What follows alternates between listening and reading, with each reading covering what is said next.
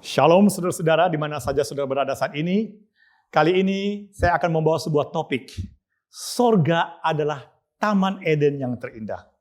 Saudaraku, ada banyak orang yang masih bertanya-tanya, di mana sorga itu? Nah, saya ingin memberikan sebuah cerita yang mungkin saudara sudah pernah dengar. Ada seorang pendeta, dia sangat terkenal dengan pelayanan evangelisasinya. Satu kali dia pergi ke satu kota, di mana kota itu dia belum begitu kenal, dia mencari temannya yang sudah lama tidak bertemu. Namun apa daya saudaraku, setelah dia berputar-putar mencari alamat rumah temannya itu, dia tidak bisa mendapatkannya. Kemudian dia melihat sekelompok orang-orang muda yang lagi nongkrong.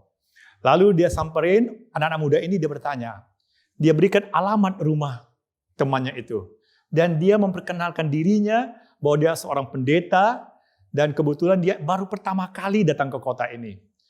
Nah, pendek cerita, dia juga bercerita bahwa nanti malam saya akan berkhotbah dalam acara kebaktian kebangunan rohani.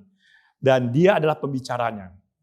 Nah, anak-anak muda tersebut kemudian memberikan arahan kepada pendeta ini di mana alamat rumah orang tersebut. Tidak jauh dari tempat mereka berkumpul ini. Nah, mengakhiri kisah itu, pendeta mengatakan, anak muda, nanti malam datang yuk ke KKR saya. Saya akan senang bila mana Anda berjumpa dengan saya. Anak muda ini senyum. Lalu dia mengatakan kepada Pak Pendeta itu begini. Pak Pendeta, bagaimana Pak Pendeta mau ajak kami mendengarkan khotbah pendeta?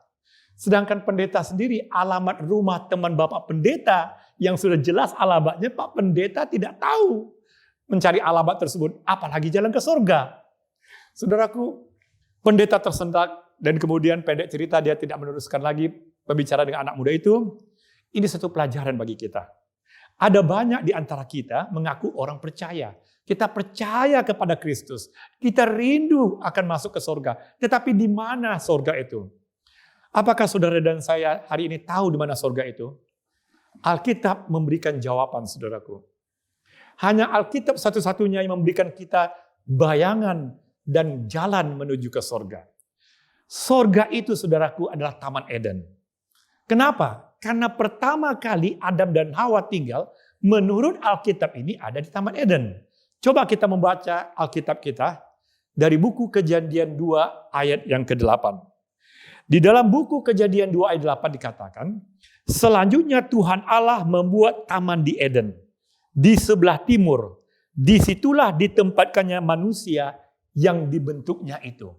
Jadi berarti Tuhan menciptakan manusia, diletakkan di taman di bagian timur dari sorga itu. Nah, apa tugas manusia di taman itu? Bila mana kita membuka dalam Kejadian 2 ayat 16-17 dikatakan sebagai berikut. Lalu Tuhan Allah memberi perintah ini kepada manusia. Semua pohon dalam taman ini boleh kau makan buahnya dengan bebas.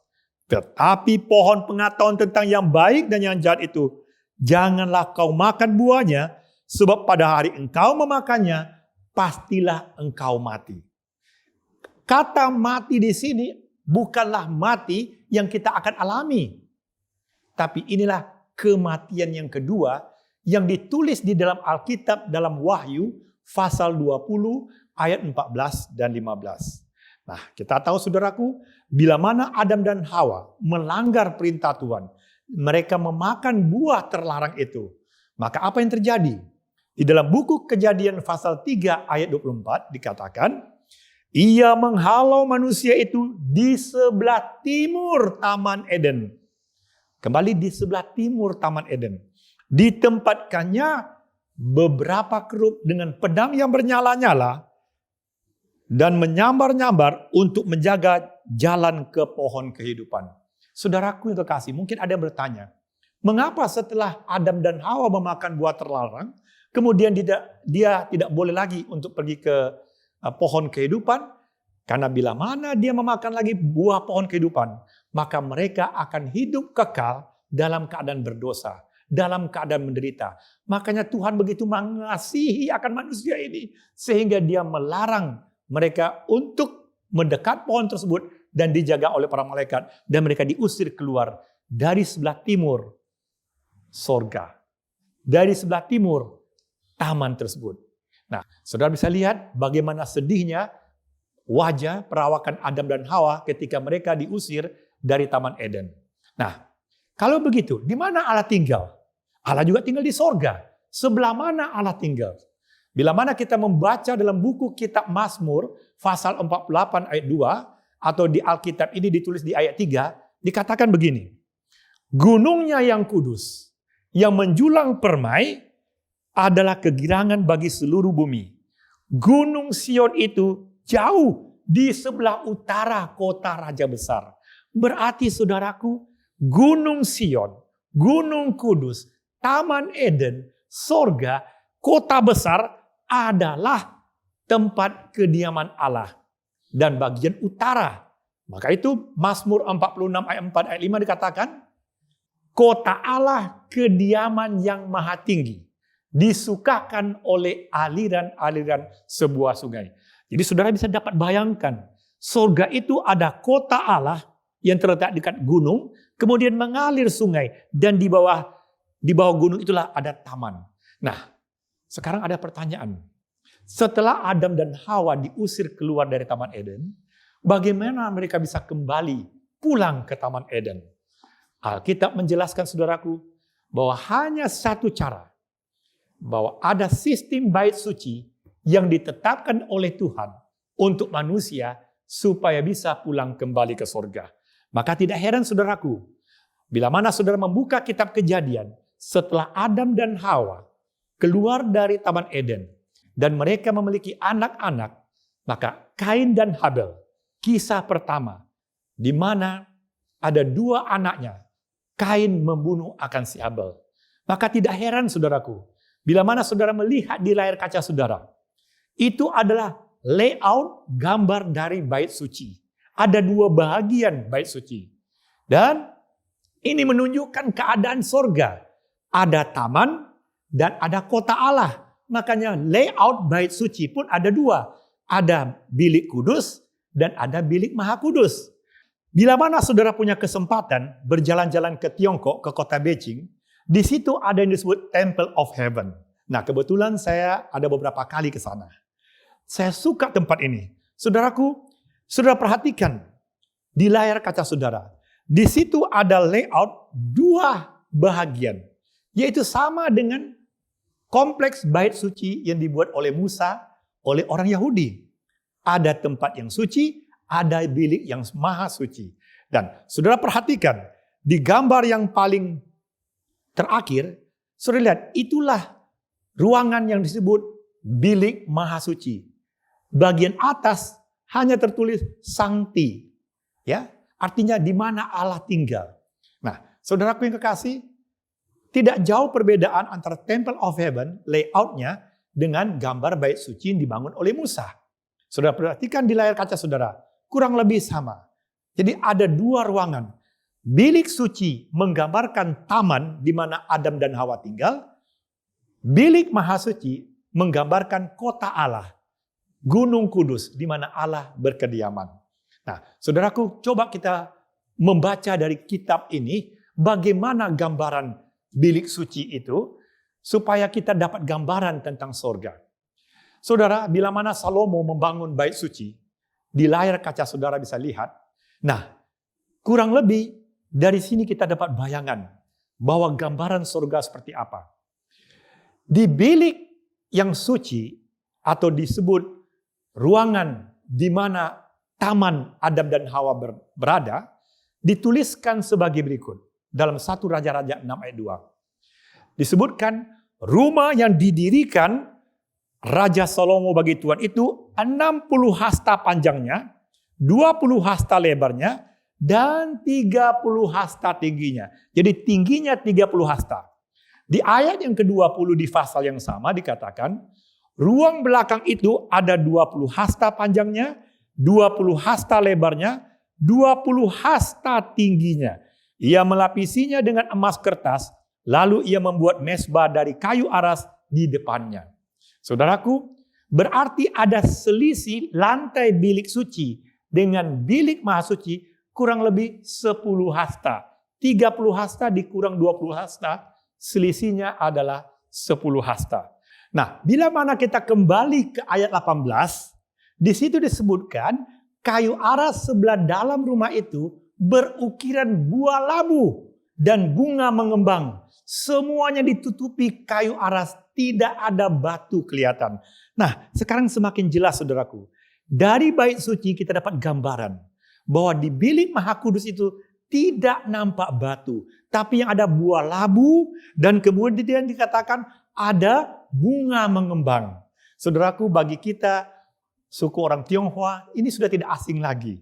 Buah labu menggambarkan apa dan kemudian bunga menggambarkan apa. Ini adalah menggambarkan tempat kediaman Allah. Inilah gambar simbol dari bilik Maha Kudus. Itulah gambaran tentang surga. Nah, oleh sebab itu saudaraku yang kekasih, manusia bisa kembali ke Taman Eden melalui sistem bait suci. Nah, apa arti dan makna dari sistem bait suci ini bagi kita yang hidup hari ini? Yang pertama adalah setiap orang harus membasuh jubah tabiat karakternya.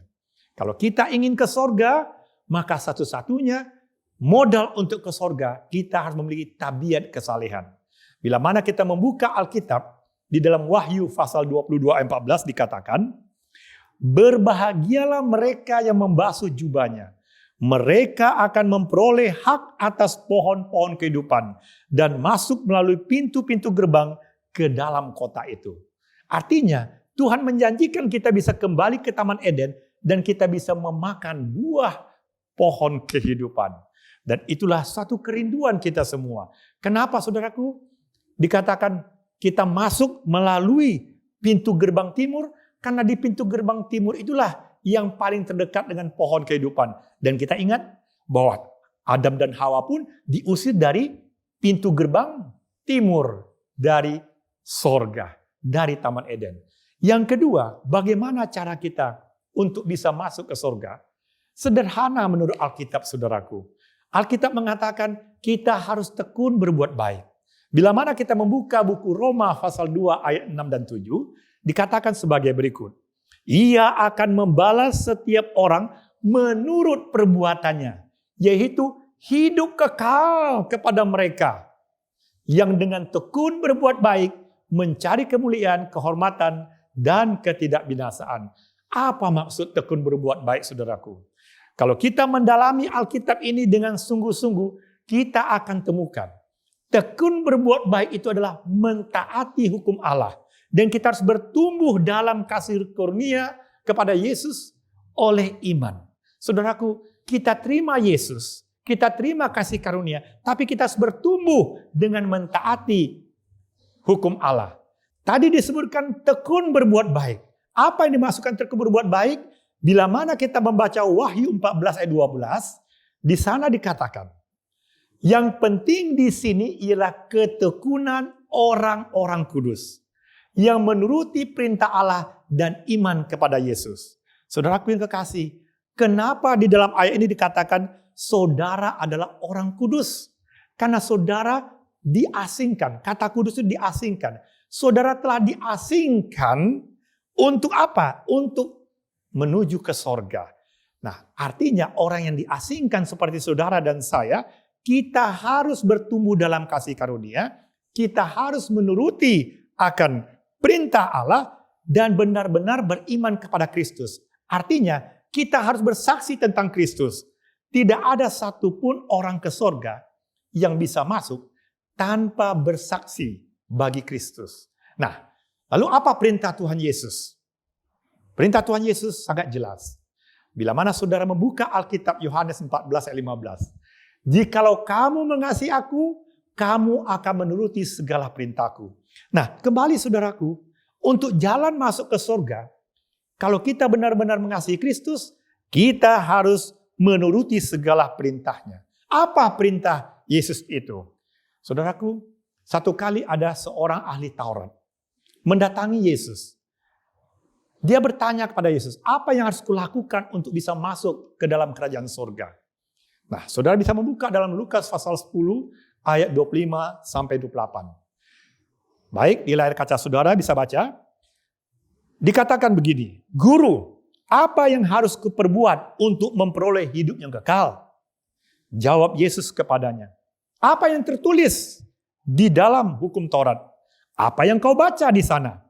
Jawab orang itu, kasihilah Tuhan Allahmu dengan segenap hatimu, dan dengan segenap jiwamu, dan dengan segenap kekuatanmu, dan dengan segenap akal budimu, dan kasihilah sesamamu manusia seperti dirimu sendiri. Lalu apa jawab Yesus? Kata Yesus kepadanya, jawabmu itu benar. Perbuatlah demikian, maka engkau akan hidup. Dengan kata lain, kalau seseorang mengasihi Allah, mengasihi sesama manusia, kita akan hidup. Hidup di mana? Hidup kembali masuk ke Taman Eden, ke surga. Itulah isi hukum Taurat. Terus terang ada banyak orang mengatakan, kalau kita percaya Yesus, kita tidak perlu lagi mengikuti hukum Taurat. Tetapi Yesus katakan, hukum Taurat adalah isinya kasih kepada Allah, kasih kepada sama manusia. Jadi tidak mungkin dihapus itu. Nah, demikian juga saudaraku yang kasih. Tak berapa lama kemudian ada juga ahli Taurat datang kepada Yesus. Dan ahli Taurat ini juga bertanya hal yang sama kepada Yesus. Bila mana saudara membuka dalam Matius pasal 22 ayat 36 sampai 40. Apa dikatakan di sana? Guru, hukum manakah yang terutama dalam hukum Taurat? Jawab Yesus kepadanya, kasihilah Tuhan Allahmu dengan segenap hatimu, dan dengan segenap jiwamu, dan dengan segenap akal budimu. Itulah hukum yang terutama dan yang pertama.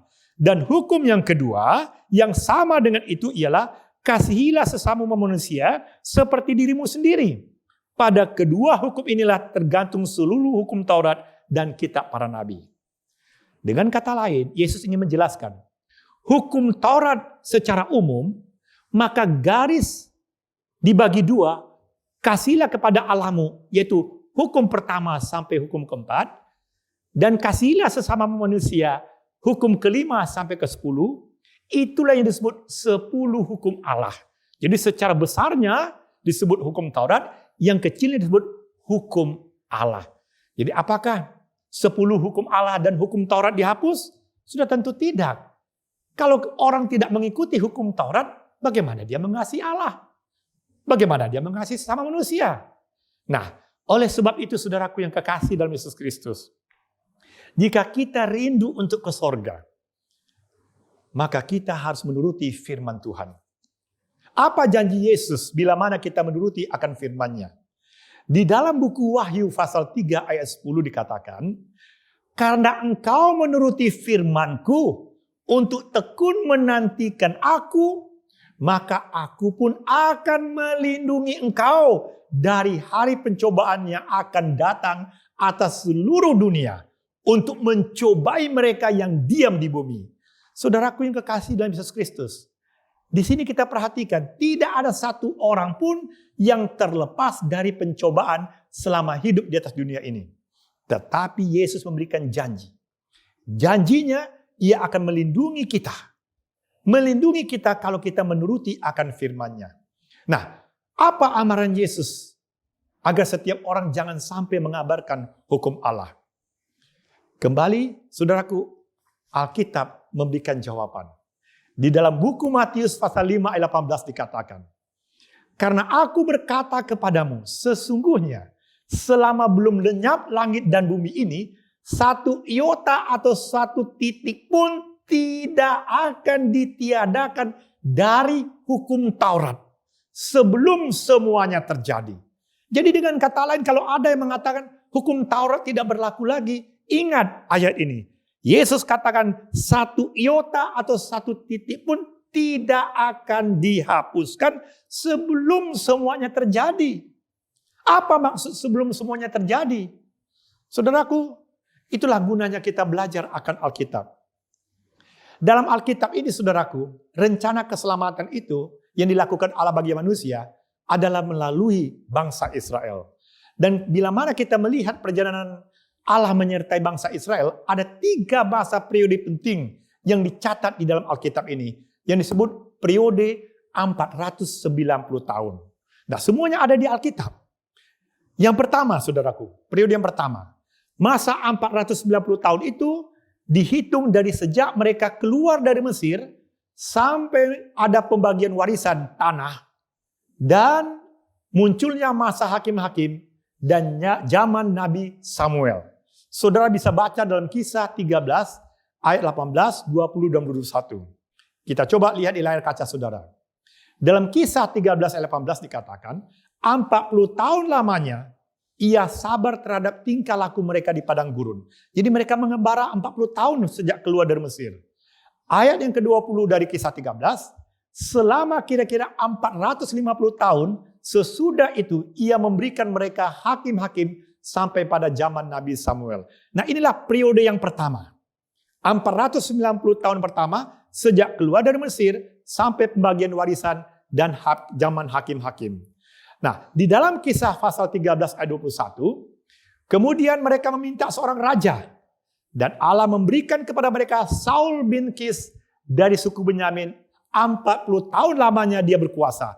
Inilah masuk periode kedua, yaitu 490 tahun periode kedua, dihitung sejak dari Raja Saul diangkat menjadi raja, sampai muncul penyerangan Raja Babel, dan mereka ditawan dibawa ke Yerusalem di tahun 605 sebelum Masehi.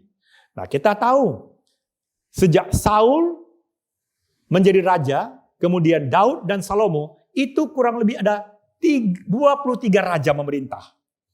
Dan ada kurang lebih 11 nabi, mulai dari Nabi Yesaya sampai kepada Nabi Maleaki.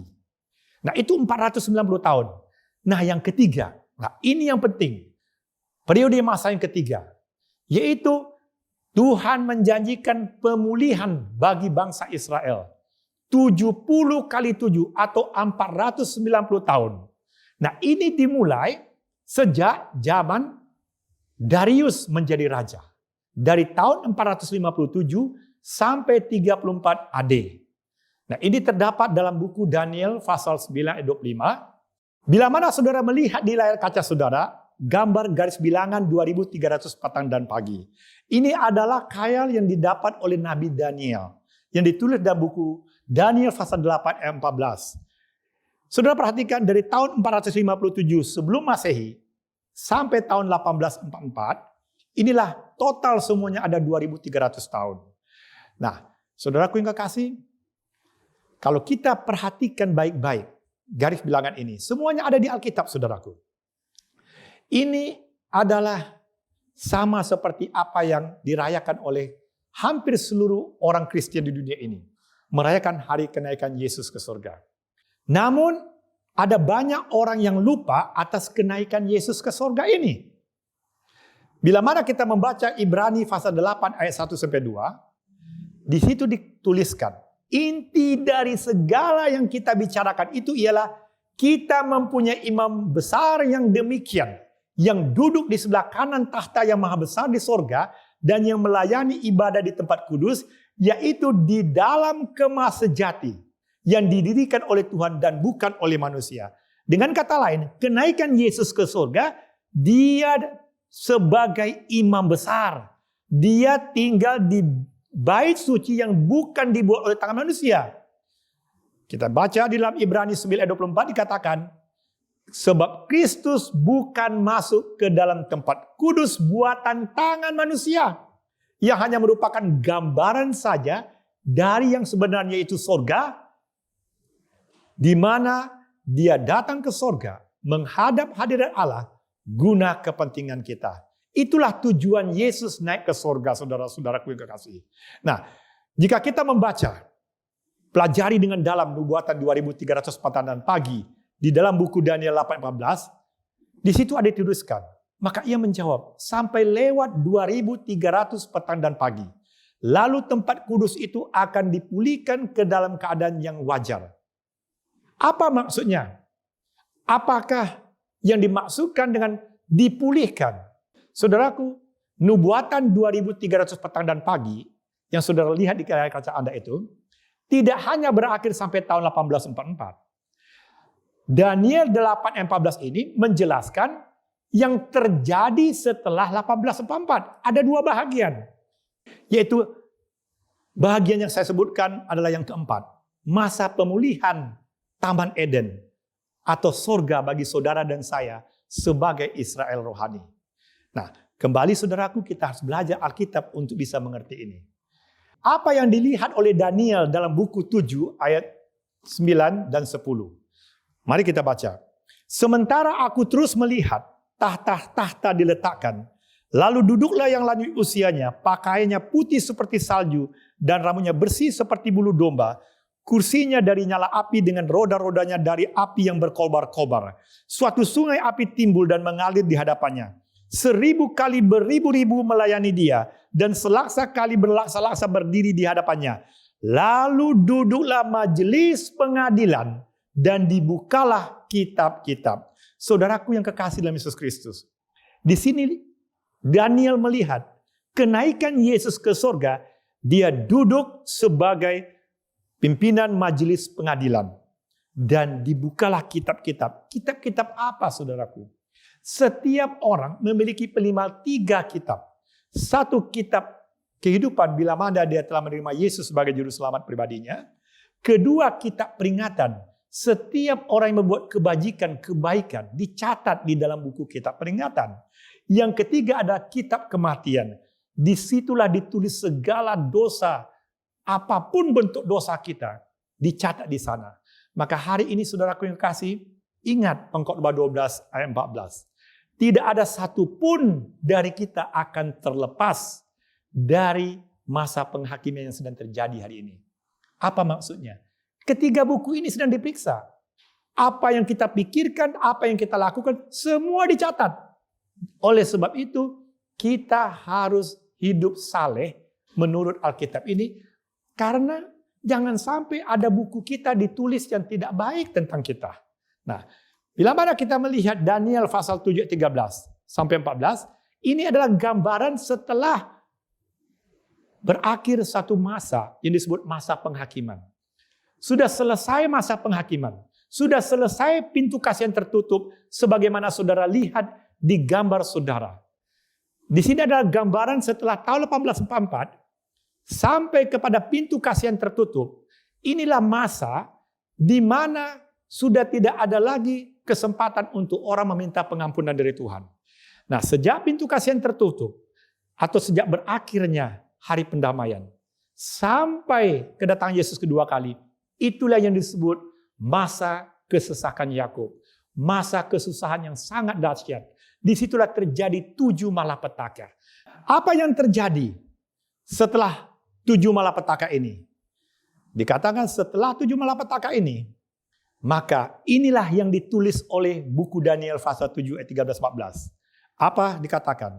Aku terus melihat dalam penglihatan malam itu, tampak datang dengan awan-awan dari langit, seorang seperti anak manusia.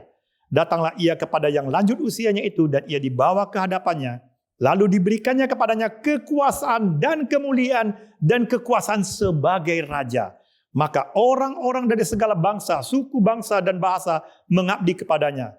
Kekuasaannya ialah kekuasaan yang kekal, yang tidak akan lenyap, dan yang kerajaannya ialah kerajaan yang tidak akan musnah. Ini menunjukkan setelah masa penghakiman selesai, setelah tugas keimamatan Yesus selesai, menurut Alkitab, maka Yesus dinobatkan sebagai raja, yaitu raja kemuliaan. Nah, saudaraku yang kekasih, kita sudah semakin dapat gambaran mengenai sorga di mana kita akan pergi itu. Namun, sebelum kita sampai ke sorga, ada satu hal peristiwa yang sangat penting yang perlu kita ingat. Bila mana saudara melihat gambar di layar kaca saudara, itu adalah gambar 7 sangkakala dan gambar 7 materai. Saudaraku yang kekasih, di dalam buku Wahyu pasal 10 ayat 7, saudara simpan dalam pikiran saudara gambar 7 sangkakala dan 7 materai itu. Apa yang dikatakan dalam Wahyu pasal 10 ayat 7? Tetapi pada waktu bunyi sangkakala dari malaikat yang ke-7, yaitu apabila ia meniup sangkakalanya, maka akan genaplah keputusan rahasia Allah, seperti yang telah ia beritahukan kepada hamba-hambanya, yaitu para nabi. Saudaraku, ini adalah gambaran yang terjadi hari ini. Rahasia keputusan Allah akan dinyatakan kepada kita. Dan apa yang terjadi? Ciri-ciri kita sudah memasuki daripada sangkakala ke-7 dan materai yang ke-6 di dalam Wahyu pasal 6 ayat 12 dan 13. Maka aku melihat anak domba itu membuka materai yang ke-6. Sesungguhnya terjadilah gempa bumi yang dahsyat dan matahari menjadi hitam bagaikan karung rambut, dan bulan menjadi merah seluruhnya bagaikan darah. Dan bintang-bintang di langit berjatuhan ke atas bumi bagaikan pohon arah menggugurkan buah-buahnya yang mentah apabila ia digoncang angin yang kencang. Ini menggambarkan di mana saudara dan saya berada saat ini adalah di sangkakala yang ketujuh, di matra yang keenam. Kenapa kita berada di sangkakala ketujuh dan matra keenam? Oleh sebab, bila mana sudah berakhir pelayanan Yesus di sorga, dan pintu kasihan tertutup, tidak ada lagi orang bisa datang kepada Yesus meminta ampun. Maka Wahyu 8 ayat 1 mengatakan, disitulah anak domba itu membuka matra yang ketujuh. Maka sunyi senyaplah di sorga, kira-kira setengah jam lamanya. Bila mana saudara melihat di layar kaca saudara gambar kronologis ini, maka semakin jelas kelihatannya bahwa kita ini sedang berada di tahun 2021. Ini adalah hari yang disebut masa penantian. Saudara dan saya hidup di akhir zaman. Tidak lama lagi Yesus datang.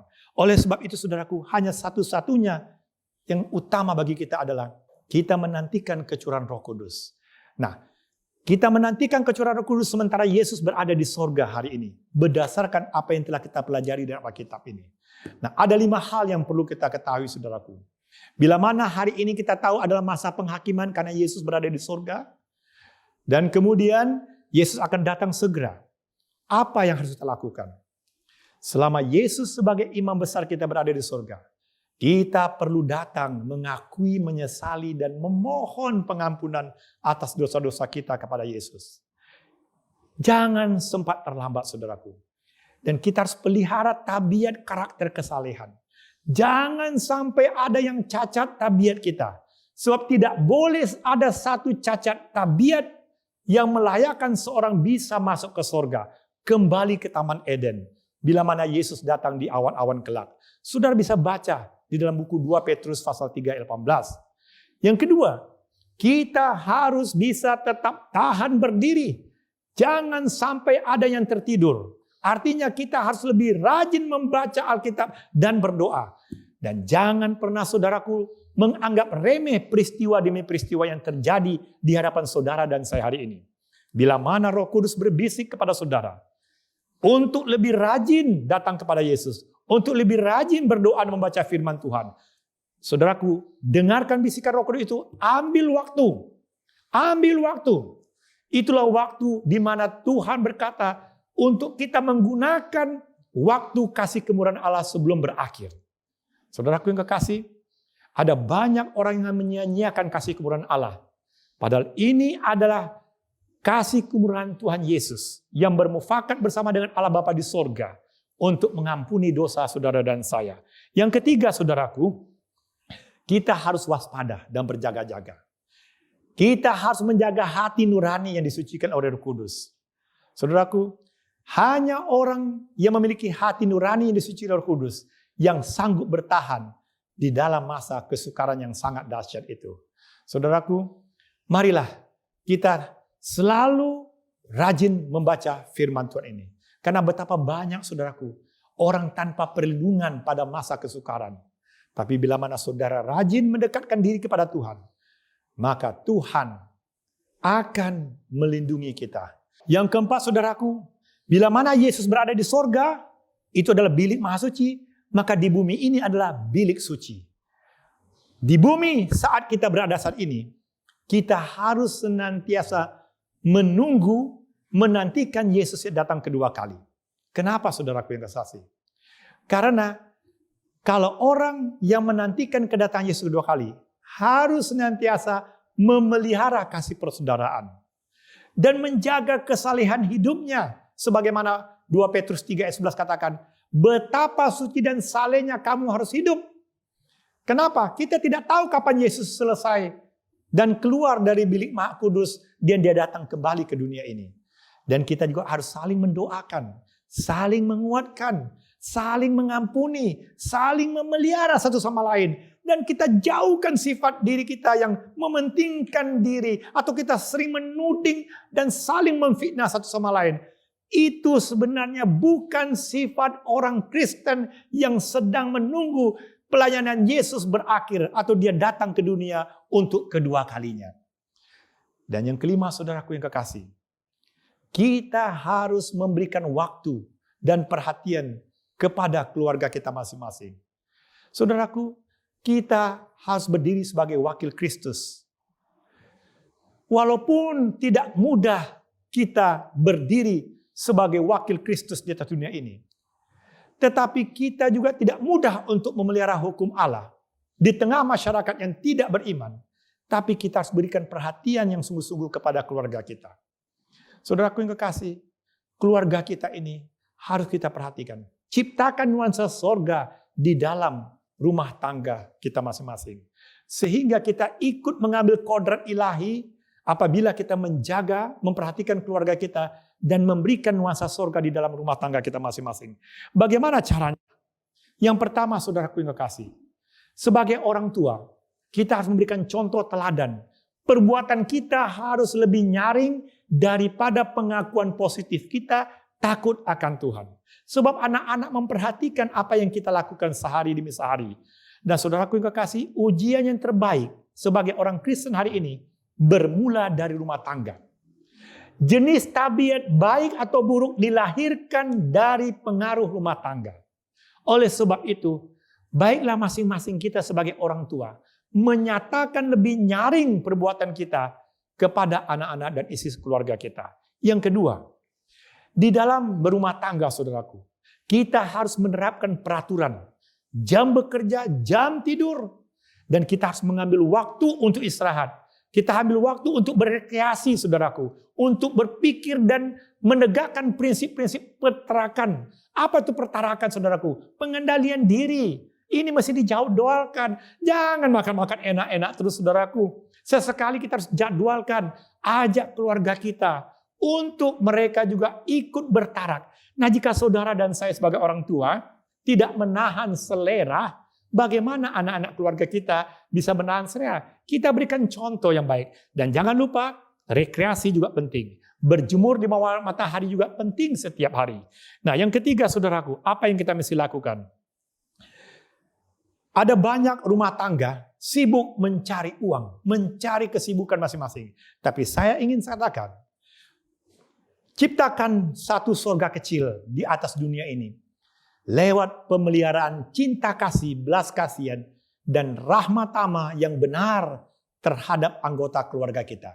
Saudaraku yang kekasih, kalau di rumah tangga kita tidak ada nuansa surga yang kecil, tidak ada belas kasihan, tidak ada kebahagiaan, tidak ada ramah tamah yang benar, bagaimana kita bisa sampai ke surga? Berarti kita telah mengabaikan Yesus sedang berada di bilik Maha Kudus di surga. Kita telah mengabaikan hal itu. Tapi kalau saudara dan saya rindu ke surga, perhatikan rumah tangga kita masing-masing. Tidak perlu terlalu sibuk orang lain dulu. Buktikan di rumah tangga dulu, baru kita sibuk melayani orang lain di luar. Yang keempat, saudaraku yang kekasih, adakan usaha yang tidak mementingkan diri. Ini penting, saudaraku. Bagaimana kita bisa tidak mementingkan diri? Kita ada suatu pekerjaan perbuatan baik bagi orang lain. Bila mana agama Nasrani itu dihidupkan dalam rumah tangga kita. Saudaraku, kesibukan kota-kota besar jangan sampai membuat kita tidak ada waktu berdoa bersama keluarga kita masing-masing. Lambang rumah tangga di sorga harus kita hidupkan di bumi ini. Saudara harus ciptakan, ajak anak-anakmu, ajak anggota keluarga siapa saja yang tinggal di rumah kita untuk menghidupkan agama Nasrani di dalam rumah tangga kita. Dan yang kelima, saudaraku, bagaimana kita bisa melangkah lebih dekat kepada surga itu? Kita harus menjalankan tugas yang suci. Apa tugas yang suci sebagai orang tua, saudaraku? Kita harus biasakan hidup sederhana. Hidup sederhana dalam hal makanan, minuman, dan pakaian. Kita tidak perlu ikut-ikutan sama dengan orang dunia. Kalau banyak rezeki Tuhan kasih, saudaraku, salurkan untuk membantu orang lain. Tapi pertahankan kesederhanaan dalam hal makanan dan minuman dan pakaian. Saudaraku, begitu banyak penyakit. Itu disebabkan makanan dan pakaian. Banyak pakaian sempit, saudaraku. Aliran darah tidak mengalir. Maka orang juga bisa sakit. Oleh sebab itu, keluarga Nasrani yang baik adalah menjaga makanan dan minuman. Segala sesuatu dilakukan, buatlah itu untuk kemuliaan bagi nama Tuhan. Sebagaimana ditulis dalam 1 Korintus pasal 10 ayat 31. Dan yang keenam, saudaraku, di dalam rumah tangga, Terus terang Alkitab mengatakan, peranan ibu sangat penting. Bila mana ibu mengendaki suami anak-anaknya masuk ke surga, ibu harus lebih banyak rajin berdoa. Ibu harus membiasakan kebiasaan yang rapi, cekatan, dan teliti. Didiklah anggota keluarga dengan cara, kalau bisa mengerjakan suatu kerjaan dalam waktu setengah jam, jangan biarkan anak-anak kita bekerja itu untuk 1-2 jam. Latih mereka cekatan. Dan saudaraku, kebiasaan hidup cekatan dan rapi dan bersih itu membuat rumah tangga itu menjadi rumah tangga berbahagia. Dan yang terakhir saudaraku, tunjukkanlah roh murah hati. Kita sebagai orang Kristen tunjukkan kemurahan hati kita. Berbelas kasihan dan kesabaran terhadap satu sama lain. Tidak ada orang yang masuk surga yang tanpa murah hati, tanpa belas kasihan, dan yang tidak sabar. Tidak ada. Firdaus itu hanya tertarik kepada orang-orang yang berbelas kasihan, yang bermurah hati. Di rumah tangga juga demikian. Kalau ada kesabaran, kemurahan hati, maka malaikat akan ada di dalam rumah tangga kita. Nah, sebagai penutup saudaraku yang kekasih, pilihan ada di antara saudara dan saya hari ini. Kita mau berdiri di mana? Apa kita berdiri sebagai orang yang baik? Kalau orang yang berbuat baik, maka kita harus menuruti perintah Tuhan.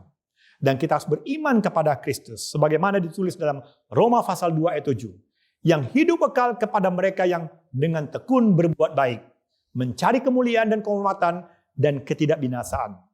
Ayat 10. Tetapi kemuliaan, kehormatan, dan damai sejahtera akan diperoleh semua orang yang berbuat baik. Pertama-tama orang Yahudi dan juga orang Yunani. Orang Yahudi adalah melambangkan orang Kristen saudara dan saya hari ini yang percaya kepada Kristus. Yang kedua, atau saudara memilih menjadi orang yang berbuat jahat karena tidak menuruti hukum Allah yang tertulis di Alkitab ini dan hanya mengaku beriman kepada Yesus, tapi pada hakikatnya menyangkal Yesus, menonjolkan sifat mementingkan diri sendiri. Itu yang ditulis oleh Paulus dalam buku Roma pasal 2 ayat 8 dan 9. Tetapi murka dan geram kepada mereka yang mencari kepentingan sendiri, yang tidak taat kepada kebenaran, melainkan taat kepada kelaliman. Penderitaan dan kesesakan akan menimpa setiap orang yang hidup, yang berbuat jahat. Pertama-tama orang Yahudi dan juga orang-orang Yunani. Saudaraku yang kekasih, biarlah kita menyadari, sesungguhnya Tuhan sedang menyelidiki hati saudara dan saya. Sedang melaksanakan hari penghakiman hari ini. Menyeleksi saudara, apakah layak masuk surga atau tidak. Dengan cara, dia menghakimi yang tersembunyi dalam hati setiap orang. Dalam pikiran setiap orang. Karena itu, Paulus berkata dalam Roma 2:16, hal itu akan nampak pada hari bila mana Allah sesuai dengan Injil yang kuberitakan akan menghakimi segala sesuatu yang tersembunyi dalam hati manusia oleh Kristus Yesus. Yang kedua, Allah menghakimi orang yang dengan sengaja melanggar hukum Taurat Tuhan. Roma 2:27 katakan, jika demikian maka orang yang tidak bersunat, tetapi yang melakukan hukum Taurat akan menghakimi kamu yang mempunyai hukum tertulis dan sunat, tetapi yang melanggar hukum Taurat. Artinya saudaraku yang kekasih dalam Yesus Kristus, hukum Taurat jangan diabaikan. Kita harus menuruti firman Tuhan. Oleh sebab itu, saudara-saudaraku yang kasih, saya berdoa. Kiranya kita yang rindu ke sorga, marilah kita biasakan hidup dengan kerendahan hati. Kita berduka karena dosa. Kita memiliki hati yang lemah lembut dan kita senantiasa haus dan lapar akan kebenaran. Dan kita biasakan memiliki roh belas kasihan dalam kehidupan sehari-hari kita. Dan biarlah hati kita tetap terjaga suci dan bukan hati yang sesat. Dan kemana saja saudara dan saya pergi, biarlah kita membawa damai. Dan kita siap dianiaya demi kebenaran, demi firman Tuhan ini. Karena tidak lama lagi Yesus akan datang segera. Dan sebagai penutup, saya ingin kita tunduk kepala dan berdoa. Terima kasih Tuhan atas firman yang baru kami pelajari. Biarlah apa yang telah kami pelajari menyentuh hati dan pikiran kami. Biarlah Roh Kudus membimbing kami, agar kami senantiasa memiliki roh kerendahan hati, dan kami berduka karena telah berbuat dosa. Ajari kami Tuhan untuk memiliki hati yang lemah lembut, dan memiliki kehausan dan lapar akan kebenaran firman Tuhan. Dan biarlah kami masing-masing memiliki roh belas kasihan. Dan hati kami selalu disucikan oleh Roh Kudus. Bukan berjalan di hati yang sesat. Ya Tuhan, ajari kami untuk selalu membawa damai, kemuliaan bagi nama Tuhan. Dan kami siap dianiaya demi kebenaran. Karena kami sungguh rindu untuk masuk ke sorga. Terima kasih Yesus, terima kasih. Biarlah masing-masing saudara kami dimanapun mereka berada saat ini. Mereka diberkati oleh tangan-Mu yang sungguh luar biasa. Kami rasakan itu di dalam nama Yesus. Amin.